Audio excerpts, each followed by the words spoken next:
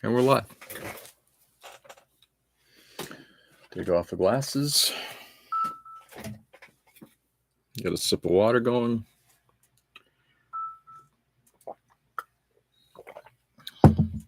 And let's start with Happy 4th of July. Independence Day here in the United States. And we seem to be working towards what's the best way to put it, right? We seem to be working towards having this be the last true Independence Day. Because after this, we can call it whatever the fuck we want, but it's starting to feel an awful lot like a dictatorship. So let's see where that goes. So while we're kind of kibitzing about stuff, I will be once again working on something I started on my vacation. It's called the Melusine. It is a Maschinen Krieger kit. It's a really good kit. It is not a great kit, but it is a super fun kit, and it comes out looking fabulous when you're done with it. But if the expectation is, again, sometimes you get spoiled on certain things. If the expectation is that you're going to be building something that builds like a Bandai kit, nah, not going to happen. This is by Wave. I built one by Wave. I built one from Hasegawa, and they've all had their challenges. But this one, I think, is better than the Hasegawa Ammonite. I think it's the one that I worked on. I got to double check, but I think it was the Ammonite. Anyway, I'm just going to build up a little bit here, and then we'll kind of get started on some thoughts.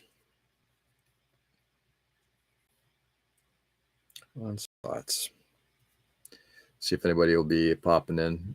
If nobody pops in, then tonight's just going to be me blithering, and it'll be a short one. And if people do pop in, we'll engage in conversation. We'll see where all that goes. In the end, this is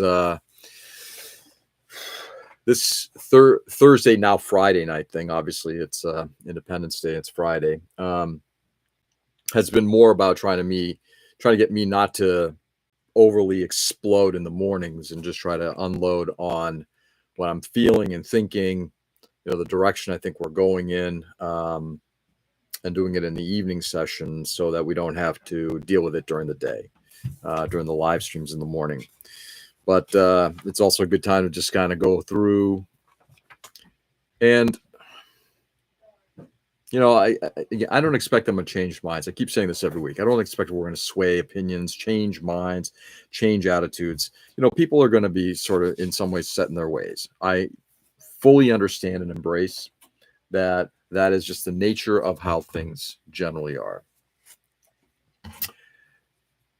Having said that, C2 and C3 right there and there. Having said that, I do think that I'm hoping that if nothing else, somebody will listen in on this at some point and just say, he kind of made a little sense there. I don't make a lot of sense most of the time, but maybe a little bit of sense every now and then. Because,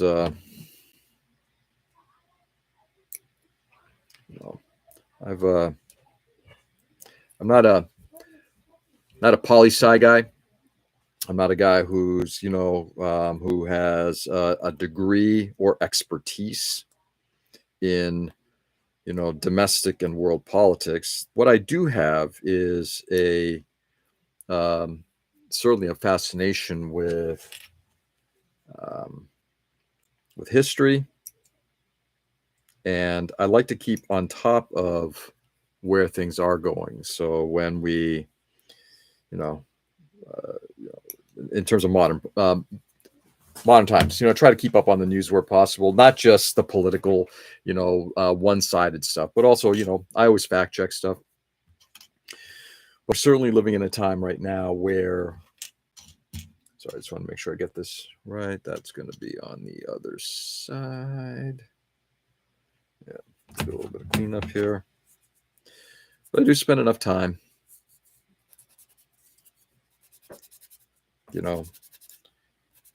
watching stuff, reading stuff, and if I hear something from either side, and I don't think it's true, I'm gonna call it out. I've heard recently, um, the number of jobs that we have in the public sector has now fallen by 30,000 in the month of June. However, we had an increase of about 147,000 jobs.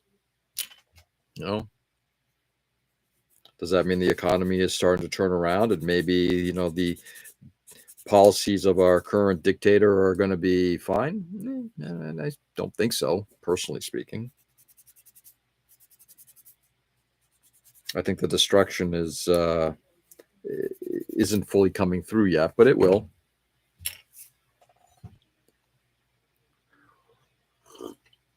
But we've seen private sector jobs collapse and we've seen public sector jobs improve. Odd.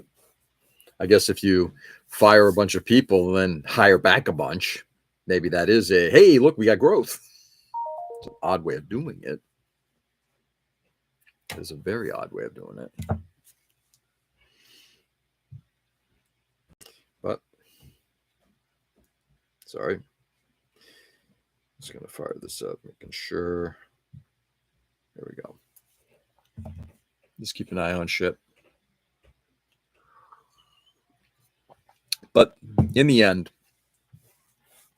I think we're remarkably early into a presidency that has serious potential to derail so many different things in our country. Most importantly, our standing in the world and what's happening with, world order. Where at one point the U.S. stood for the values of our country. So I'm just trying to figure out. They don't make it easy, do they? I'm assuming like that. Looks like it.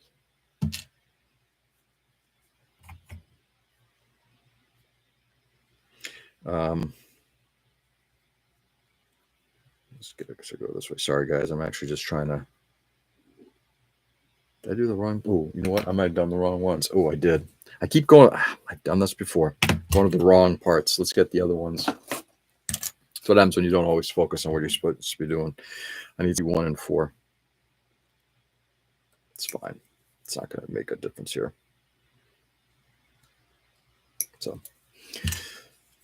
anyway, while we're trying to get these things kind of fixed, this kind of happens too. I'll get distracted by discussion.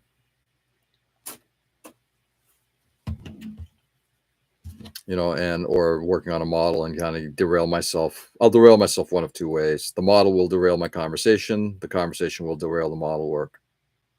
It's one of the reasons why I stopped working on the dendrobium on Thursdays, though that might come back. Hey, Mike, good evening. So.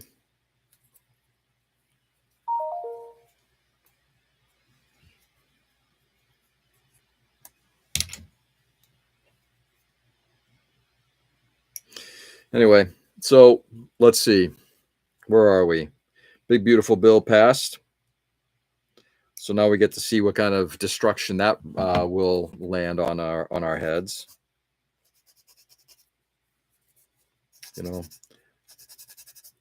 Here's something that I try to continue to tell myself. It's like ultimately we're going to know in short order whether or not something that has been done is going to be for the benefit or the detraction of what's going on in our world and in our country. We'll know soon enough.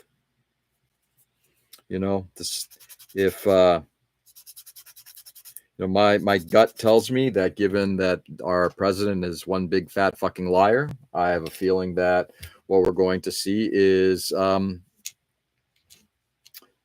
a lot of destruction from this thing, with people getting bounced or not being able to afford health care, Medicaid, Medicare cuts happening. This whole thing about, if you're living in your mom's basement, playing video games, get out and get a job. First of all, what does that have to do with anything with Medicare and Medicaid? This part did not go quite together the way it should have by the looks of things. Let's take another look here. Yeah, it's looking fine. Fine enough, I guess.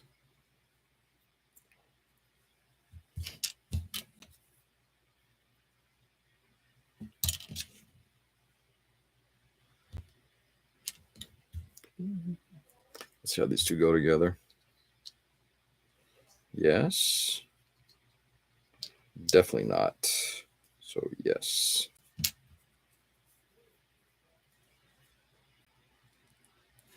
But I think we're going to see a lot of bad shit coming down.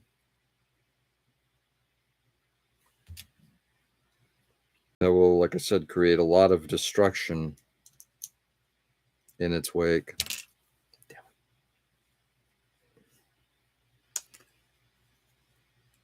Something that will take us a long time to recover from. All right, I'm going to set this down because I'm not be able to do both. I'm trying to focus on getting these parts put together and trying to get them in the right order, etc. So here's what we got. We got a big, beautiful bill that got passed, and we're going to see a whole lot of stuff happening to people on Medicare and Medicaid, Social Security. The wealthiest of us getting massive tax cuts, which are permanent.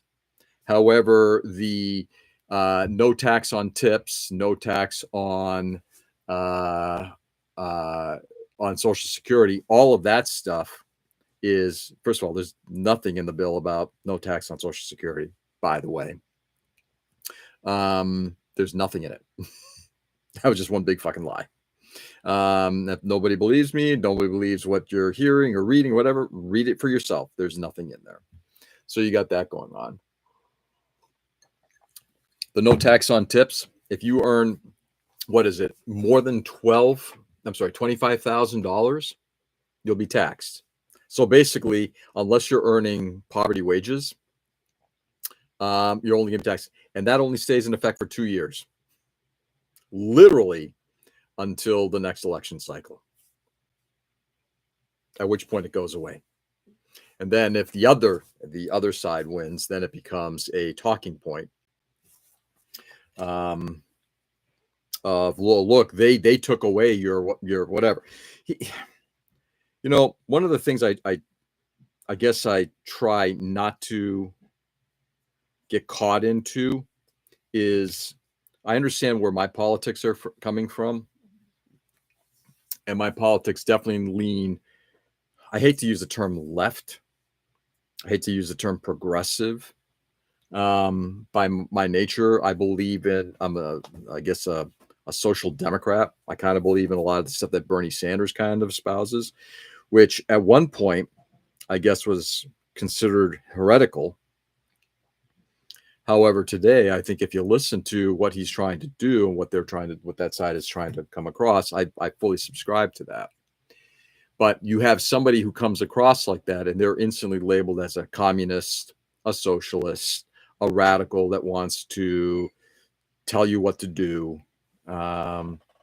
And my feeling on a lot of that is, no, that's not what we're trying to do. I would like to think that from my view of where socialism should be going, it's, you have to do the best for the majority of the people in a country, in a society. And right now, anytime you have a group of people who say, without any data, say that there are people living in basements, kids living in basements who are, profiting off of Medicaid and Medicare. When you have the thought of there are tens, 20 millions, however many people in this country illegally trying to scam the system, every one of them.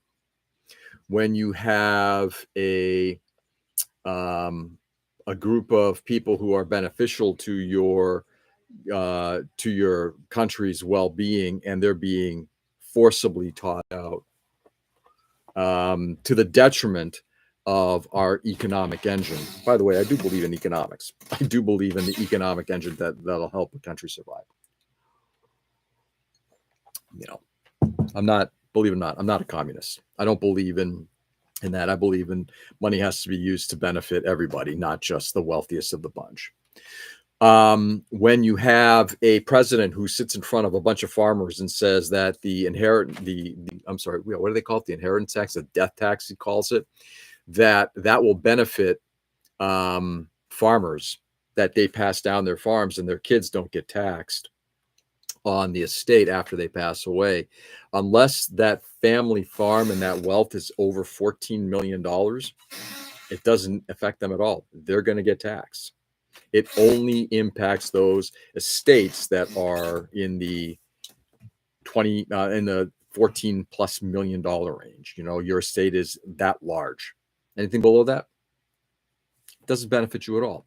So when you have a president sitting there and lying in front of a bunch of people, saying to them, farmers saying, you know what, this is going to help you out, and maybe some they will, but I'm going to guess the majority of them, their farms are not valued. Their businesses and their pocketbooks are not valued at $14 million. Maybe I'm wrong. I don't think I am. I don't believe I am. Give me 1 second here, guys. Got that. That doesn't seem right. Somehow this leggy thing just doesn't seem right. That could be wrong.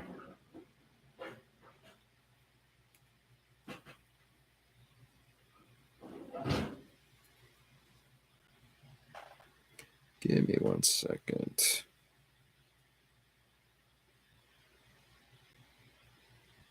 It's got to be that way. Crazy shit.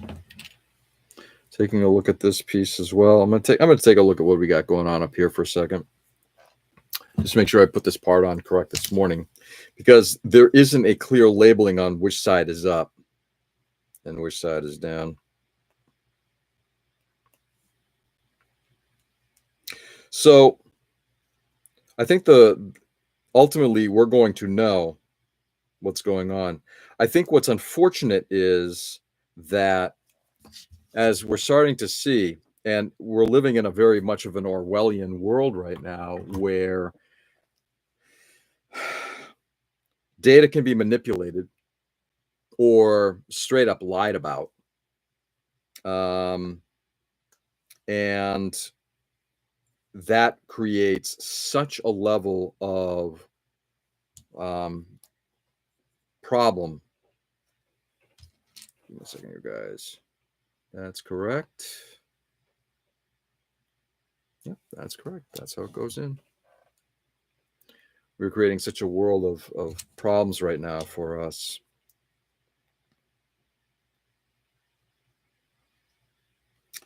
Flip.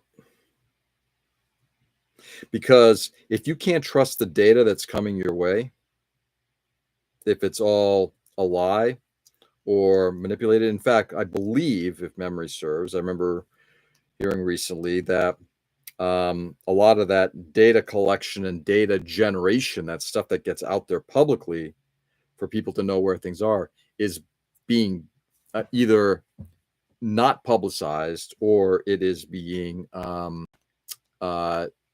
disbanded, meaning they're not going to generate data.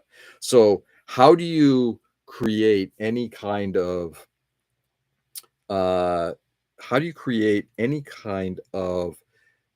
proof of something working or not if you are not allowing for data to be collected? Now, that's the one thing about me that I'm pretty happy about. I'm very much a numbers person. It's like when you take a look at numbers, generally speaking, numbers can be manipulated, but they don't lie. But if you've got numbers that are telling you from forecasting, from where like data actually is, like when a payroll agency that actually is the one that monitors how things are going financially for the private sector, and they're telling you that we lost 30,000 jobs last month,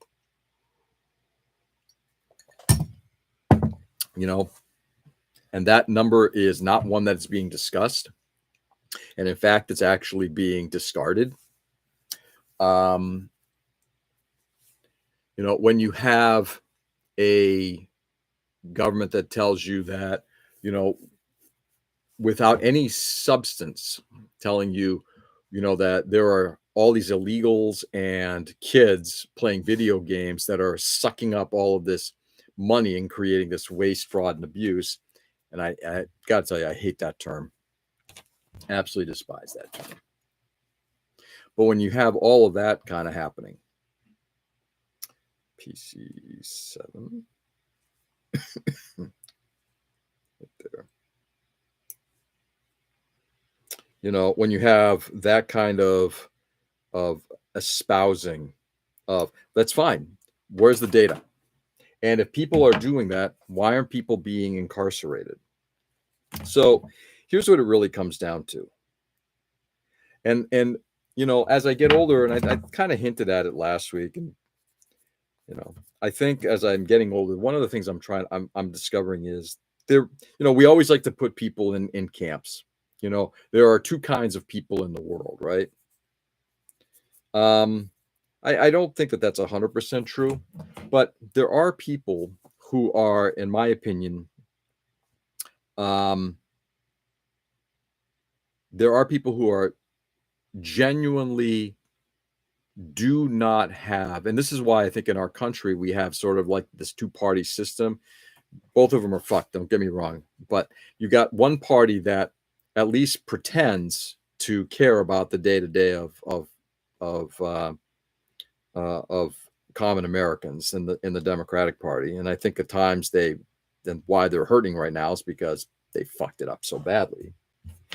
But you got another party that is absolutely taking a very traditional puritanical American approach, in that what anybody who can do something over you, like, oh, they have a leg up over you because they're black, they're brown skinned, or they have a leg up over you because they're getting these benefits and I'm not, and the people that I know are not. Look at those people over there. They made all of their money on whatever way they did it, and all these people, they don't, and why should they have the same privileges? I do think that we're now in a world where there's genuine lack of concern. There are people who have a genuine lack of concern for the well-being of others. Oops, is that correct? Just making sure, because I have a tendency to fuck things up. But I do think that there are people who have a genuine lack of concern for the well-being of others. Very much believe that.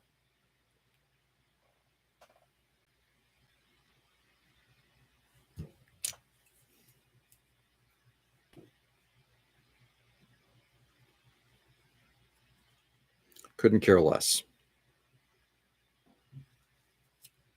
And you can tell because of the language that they use, the policies that are being put into place. I mean, for fuck's sake, you've got areas that are getting ravaged by natural disasters, hurricanes, that kind of thing. And yeah, we're not going to help you. Okay. When the immediate response of many of these people is send in the Gestapo, send in the police, send in the military to quell a situation. When that is the first response of a group of people. Sorry, guys. Just triple checking my work.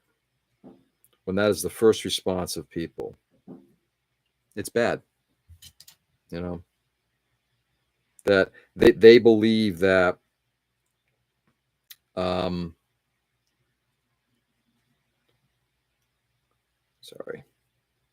I'm going to set all this stuff down after I'm done getting these parts put together so I can focus a little bit more on the conversation.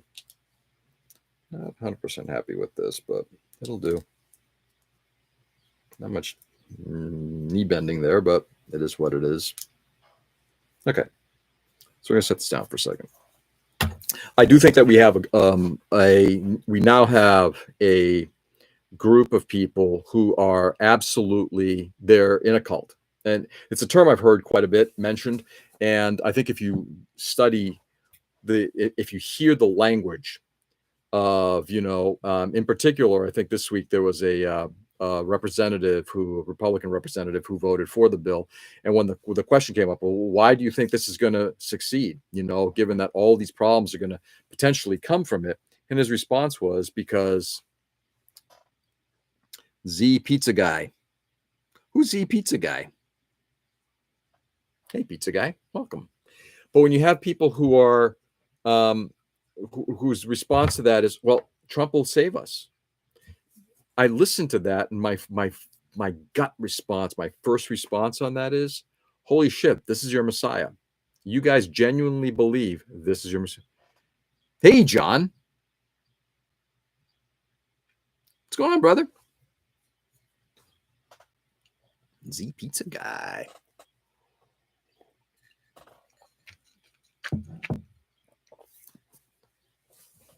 But we're this is hey John, by the way, this is sort of like my 1 hour every week in the evening where I just kind of like unload, just kind of like unleash a little bit of sort of my thought process on what's going on in the fucked up world. Not much dreading the state the world is about to enter. Oh, it's this is exactly what we're in.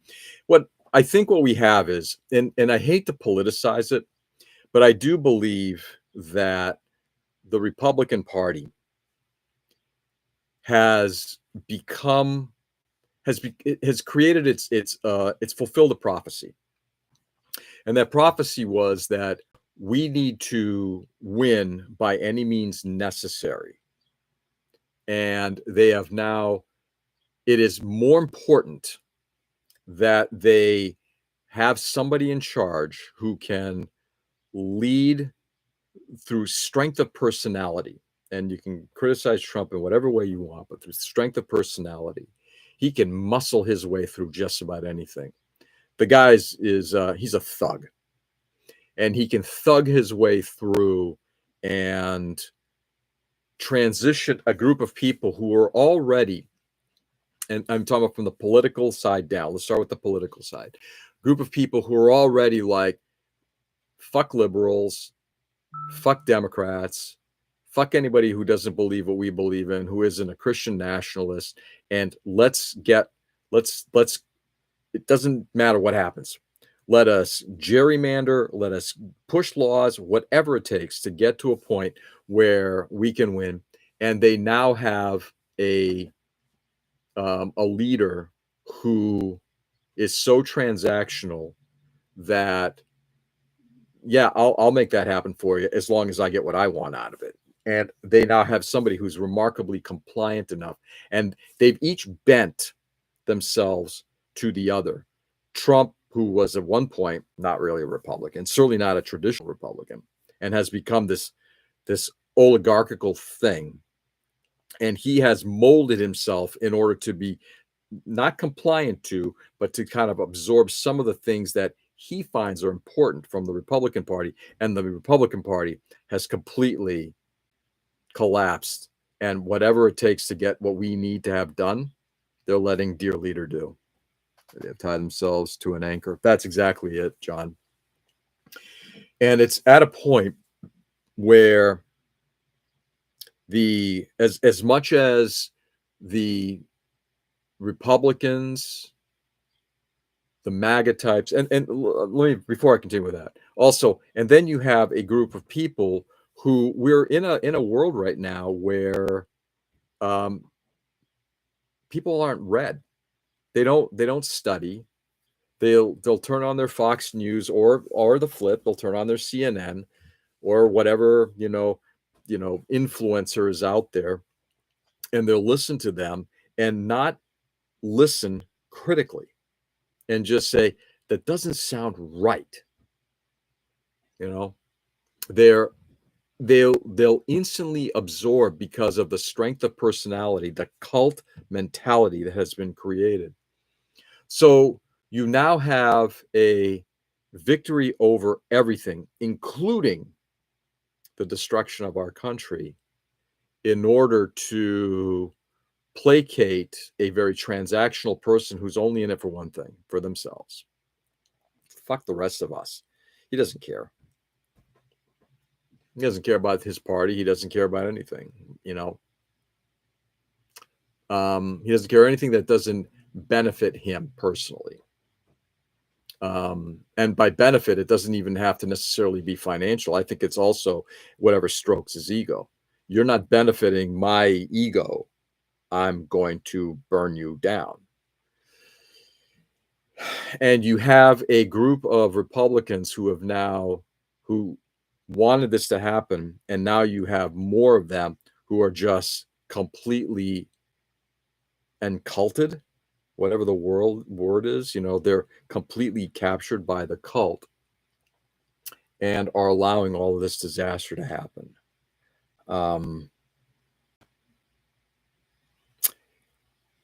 And I think what the short-sightedness of it all is, at some point, all of this is going to change, or it's all going to burn. And I mean burn.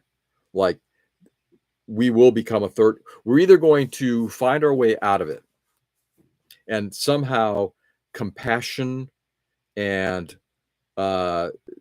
genuine forethought and thoughtfulness will come about, and we will survive this. And by survive, I mean it's going to take a long fucking time to change. Or it's all going to burn down, and this country and its 250-year experiment will have come to an end. As the Dems as well, they'll look how hard they protested Mondani and how they fight Trump. Yeah, I got to tell you. So, this is something I mentioned last week, John, about Zohan Mamdani. You have on both sides, you have the Democrats who are screaming, we need to change. We're the party of change. And you got the people on the right who are like, hey, we needed to change. I'll give the Republicans one bit of credit. They did change. They embraced Trump. And what that ended up doing was creating a level of evil that I don't think anybody sort of expected. And unfortunately, I guess what I'm sort of surprised by how many people have embraced. But you also have the Democrats who, this is not the first time. The Democrats have a tendency to want to anoint. That happened in 2016, where, you know what, this is Hillary's time. It's Hillary's time.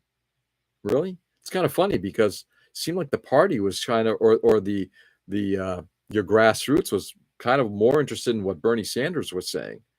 But the party fucked itself that way. And then in 2020, the party did the same thing when at the very last moment, Biden came in. Now, this is not to say Biden was a good leader or a bad leader.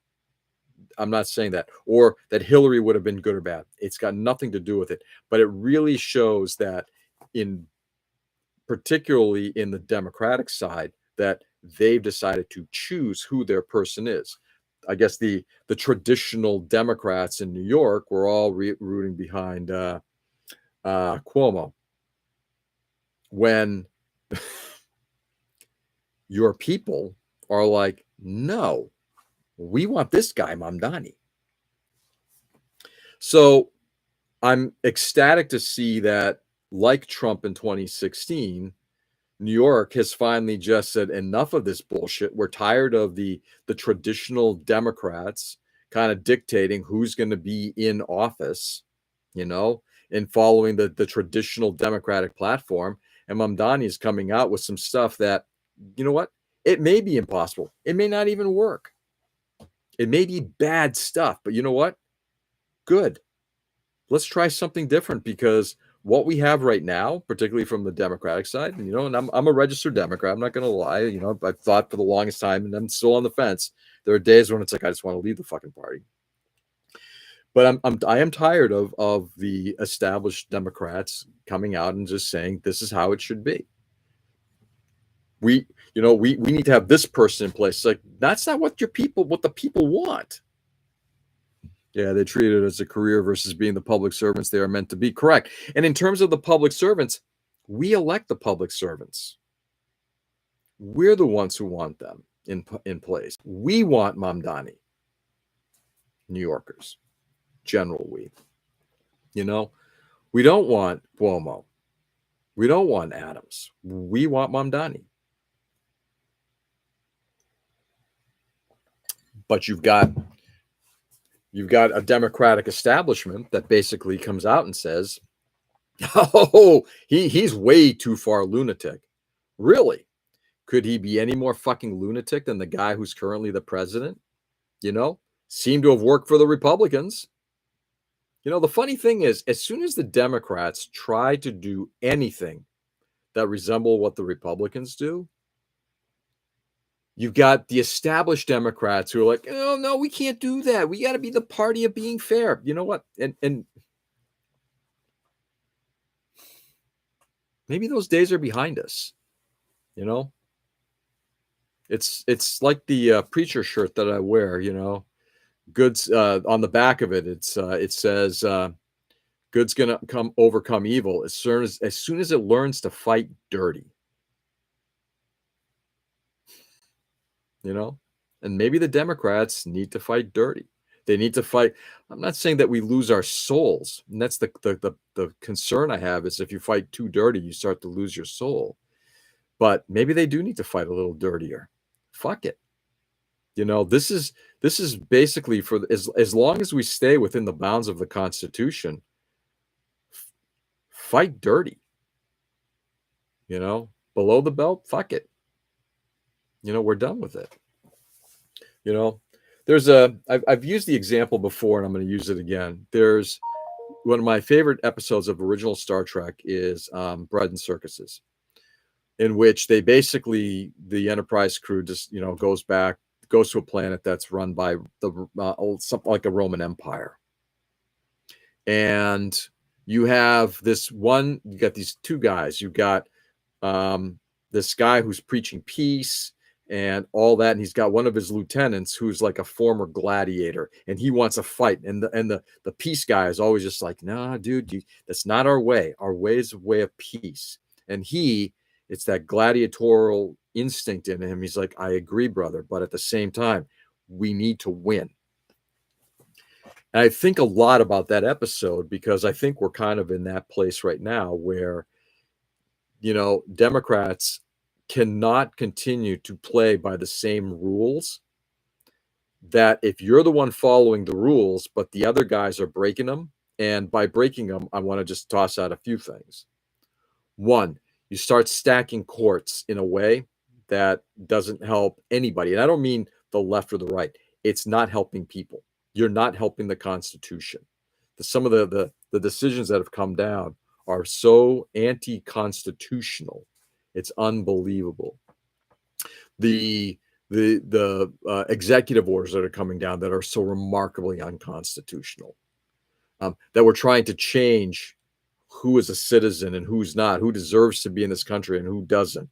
Not just in terms of immigrants, but just, "Oh, you broke the law. You know what? We're tossing you out. You don't deserve to be a citizen." That kind of attitude. So theoretically, I guess if I piss off Trump enough with what I'm saying here, I guess theoretically I could have broken the law, whatever the fuck law he has in his head, and now suddenly I'm persona non grata in this country. My citizenship is revoked, and I'm going to Sudan. Yeah, but ever since the last two Supreme Court appointments, the Dems are stuck playing the rules, and the Republicans getting their way while dodge consequence. Absolutely. Yeah, I think it was fascinating that we had the Republican senators were all like, "We're not going to let anybody fill a position during the last few months of a presidency, because we're going to wait until the next president comes in. But when it flips the other way, no, we got to rush this through because we got to get somebody, because this is what our president wants. Between that and the gerrymandering that's going on, yeah, I think the time has come, John, where we cannot continue to play by the same rules. And it breaks my heart to think that we may have to start fighting, and unfortunately, where does that normally take us? And I'm going to kind of expand this. I think the unfortunate part is that takes us into a place of complete and utter uncertainty, where are we going to have to get violent? And with violence, are we going to resolve things, or are we just going to have so much bloodshed on the streets? And then what does that signal to the rest of the world? When we literally have become the country that we have tried to, the country that represents countries that we try to protect and help in the past. Now we're becoming that, and I hate that term, but I think it's an applicable term here, when we become like a third world country, where, depending on who's in charge, you have political violence. And all that leads to is such a destruction of a society. And then when you have cohesive countries like China, what's going to happen there? Now, does China become like the sole superpower, true superpower in the world? We cede a lot of our ability to be democratic to, the European Union. Maybe that's what it's going to take. For years, being a guy who's read a lot of dystopian novels and shit like that, right? A lot of that stuff. You always thought about, what happens if the U.S. collapses, But here's the thing. There genuinely is no empire, form of government, whatever, leadership that's lasted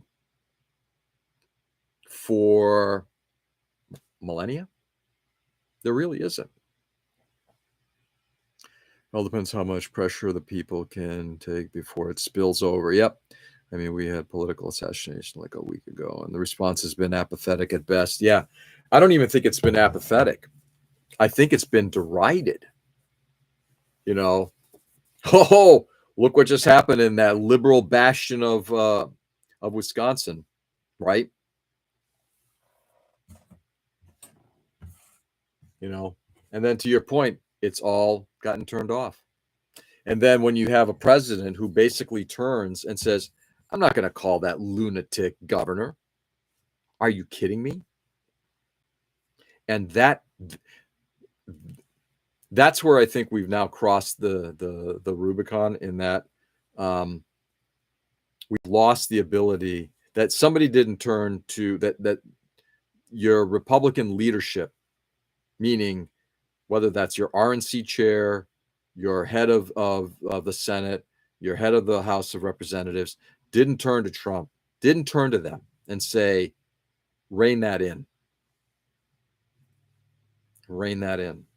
Because what I would hate to see is there will come a time when things will flip. And if they do flip, and you got guys, say, like, what's a classic example? Let's assume for a second, and I'm going to use this as an extreme. Let's assume for a second you've got somebody like Mamdani who just says, you know what? Fuck it. I'm tired of these Republicans. Get rid of them from our state, and get your National Guard and march them along the border. So now your borders are sealed. Okay. We have a nice, we are now the socialist state of New York. Again, extreme example. Fuck the US. We're on our own. And You execute them, you execute Republicans, or you just get rid of them. What's going to happen then? So Trump's response was so awful, not an ounce of empathy, and that kind of brings the conversation almost full circle, John. I think there are, and I'm starting to believe it. As I start, my wife had an interesting conversation about, why do you focus so much on a lot of this news stuff that you watch? And I think a lot of it is because, and it's not that like I fully embrace everything that's said. In fact, I heard something today that I'm not 100%, in agreement with, but it's trying to understand the world. What is this world that we're now in? And has this always been here? Or is this something that's just recently come about? And I think the answer is there's always some level of this, right? We had it back during the 1800s, and it fomented in what happened into the Civil War, and then we had all that hatred and anger towards a significant part of our population up until the 1950s and 1960s. And that stuff has always been seething there. It's always seething there. One of the things I've told my older daughter, who's like, I can't believe we've had, Roe v. Wade, it's been such a long part of our history. It's like, it's only 50 years, or, I can't believe they're trying to take away, gay marriage. It's only been like a decade. These are short terms. So you haven't had generational times of being able to change opinions. And even then, when you've got a country of hundreds of millions of people, you're not going to change every mind. We're not going to suddenly live in a, Star Trek, utopian universe where, we live peacefully everywhere. That as much as I love Roddenberry to death, he is one of my heroes. But his vision of a world where there is so much that everything is utopian, it's not the case. And one of the things I keep telling my daughter is, you got to fight for utopia every day. You just can't say, we won Roe v. Wade, we won gay marriage, and things are over. And it's like, guess what? You got the other side that's trying to find a way of around it. And now when you have a president in office who is not only disrupting political norms, but I consider human norms, like he will fuck anybody if it benefits him in some way. I think it's important to be aware of what's happening, as to not be surprised. Yeah, Star Trek is very hopeful. I think it's important to be aware of what's happening. Yeah, and John, I'm in the same camp. This is why when I'm always, why do you spend so much time watching and listening to this stuff? And in fact, I've actually started pulling back a little bit from it. I'm doing a lot more just, okay, what's going on? I always check, if I hear facts that just don't sound right, I'll opinion. That's fine. That's your opinion. But if your opinion sounds like fact, I'm going to fact check you. I don't care which side you're from, left or right. Don't care. But to me, it is about trying to figure out, where is our place in this world? Where are we going? Where, like, I'm going to be turning 60 this year, so I know my time is limited, so what does that mean if I have, my kids, my younger daughter who's about to start college, so grateful she's not moving down south, so grateful, but when you've got all this anger and craziness, and what could potentially happen to students and to women and to minorities and everything like that, where are we going to be in a few years? And then what happens when my children have children themselves? What world are they creating for their kids? And then the answer being, it's too fuck the world to have kids, is such a dangerous answer. That's just, when I hear that, to me, it's an indicative part of, we've lost hope. And I'd like to think we haven't lost hope. I genuinely hope we haven't. I do my best to keep my coworkers informed, especially since I work with a lot of Latinos. Yeah, like a 30-minute check-in to see the news daily around the end of the day to see. Yeah, I listen to a lot of podcasts. Like when I'm driving, I listen to a lot of YouTube channels on, and I'll be honest, I listen to Midas Touch, and in particular, the one I really enjoy, I like Brian Tyler Cohen and very much like Mark Elias, Democracy Docket. Because I think, especially, like, here's the other thing, and I'm going to, well, as they say, rebellions are built on hope. Yeah, 100%. In the same way that we're now dealing with the rebellion of the right and the destruction it's causing, 100%. But I think it's let's see what happens with that rebellion, John, and hopefully it will be a nonviolent one. I'm praying to God it'll be nonviolent, but it might require a lot of hard pushing, a lot of hard pushing. But I listen to a lot of this stuff because in particular, especially like I was saying about Mark Elias, and because I think he's somebody, he's a lawyer, and this guy is a remarkably erudite guy. He's an expert in his field of the areas of law that he studies, and in particular, what's going on with constitutional law. And when we lose hope in experts, in doctors, like what's going on with RFK Jr. trying to get rid of, Jesus Christ, gutting the NIH and the CDC and all these things. They're all in it with the pharmaceutical companies. When you do that level of destruction and get rid of people who are experts in theology, experts in medicine, experts in climate, experts in civil engineering, experts in education, experts in the political arena. When now you can buy your way into an office. It's as I think this last election kind of proved. You have somebody who can throw hundreds of millions of dollars into an election and has a social media not account. He owns a social media platform. When you have that, we have to find ways of countering that. But when you see that, how do you get people in place? How do you get experts in place when you can have, people like Marjorie Taylor Greene in office? And, there, even a broken clock tells the right time twice a day. There's actually one time last week I heard something she said. I'm like, my God, she almost sounds smart. But most of the other time, it's like when she comes across and says, when she comes across from a point of faith, it's like, I don't know what fucking faith you have because it ain't Christianity. Or when she espouses her faith and her love for this country, and that means we have to toss out anybody who's an illegal, or whatever this crazy bullshit we're doing now. We're creating, what do they call it, alligator Alcatraz. First of all, may I just say about this, and maybe this brings the conversation almost full circle.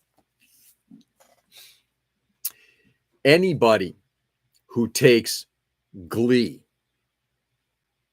who literally takes pride, enjoyment in hearing that, well, if they cross that water there, they could get eaten by crocodiles. That would be so bad. But you know what? Shame on them. That's up to them.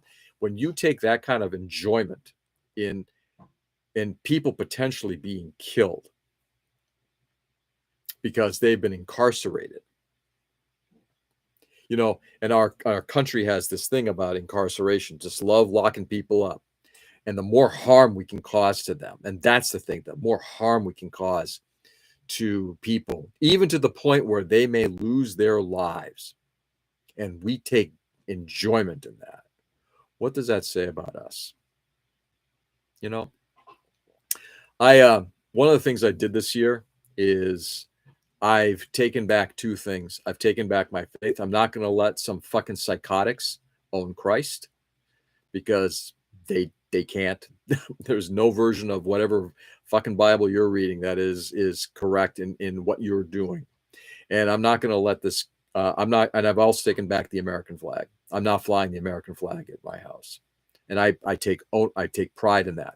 And the reason is because I saw what my parents did when they came here, what we have grown up with, that helping your neighbor, taking care of people, the downtrodden, you do that. We're a nation of laws, not dictators who think that the law is basically what they think it is. Here's an executive order. It's the law. No, that's not how it works. Fuck you, it is. Yeah, it's not how it works. So I'm taking back a lot of ownership of this.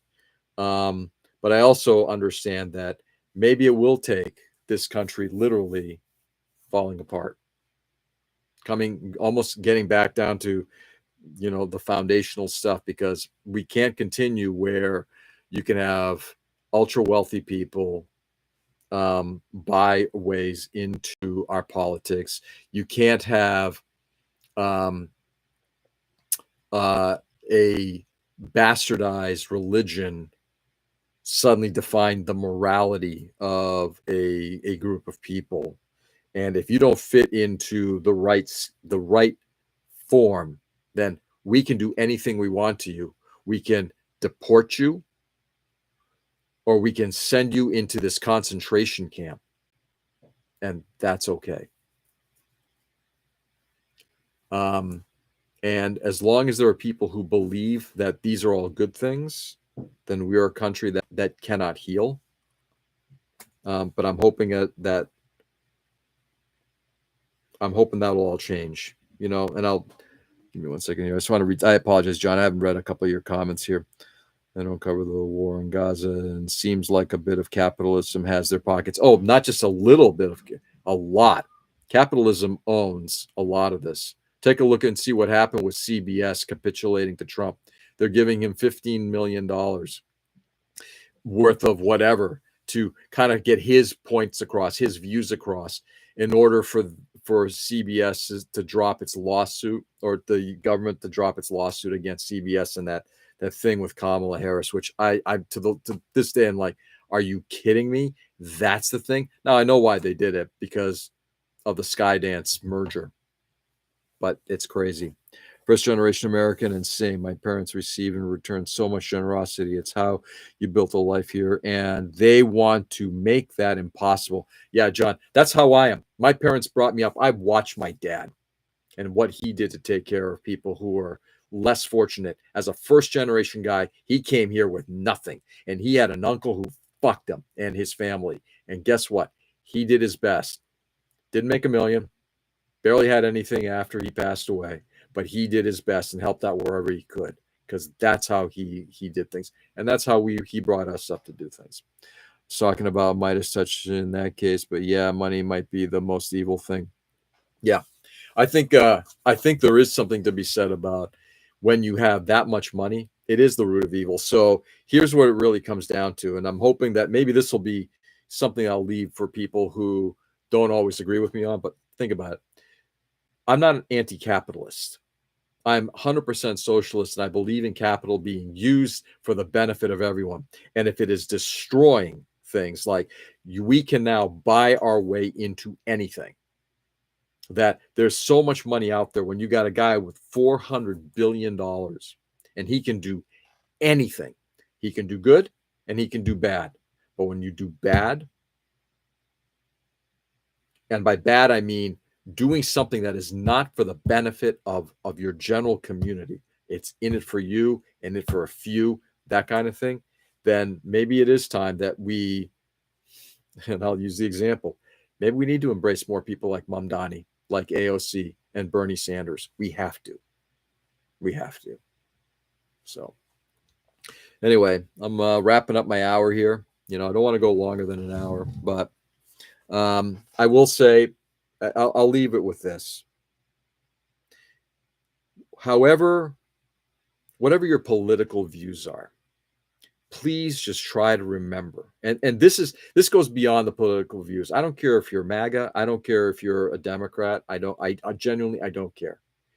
If your views, your political views, are driven by hate, if that hate then accepts the fact that you can mistreat others, whether that's depriving them of basic necessities like health care, sending them to concentration camps, gleefully cheering if they get hurt, if that's who you are, then I'm going to ask two things. One, think about that for a moment, and maybe don't hate so much. But if you are one who revels in that glee, you know, if I can't do anything to kind of have you rethink some of that, then I would ask that, you know what? No, I'm not going to ask. Rethink your thoughts on that, and just don't do that. Okay, that's the one thing I'm going to ask. If your hatred is so great that you are okay with people being hurt, it's not good. It's not good. So, I guess, yeah, money might be the most evil thing. Unfortunately, it's a necessity, but yeah, it is the root of evil. In many ways, it really is. Have an enjoyable Fourth. 100% agree with you, George. John, thanks for being on, brother. I really do appreciate having somebody I can bounce some thoughts on, and I appreciate your commentary. It was very, very well thought, and I appreciate that. So with that, everybody, I'm going to leave you the way I leave everybody every morning. Stay safe and stay sane. Go out there and do good. Don't harm people. Don't treat people like shit. Don't think evil thoughts on people. Don't just stop. You know, go out there and do good. Embrace those who need compassion. Don't vilify and pray for their demise. Okay. With that, I'll be back on again tomorrow morning, 6 a.m. In the meantime, happy 4th. Remember what this country was truly built on, and carry that forward. All right. Happy 249th, everybody. And I'll see you all tomorrow morning. Peace.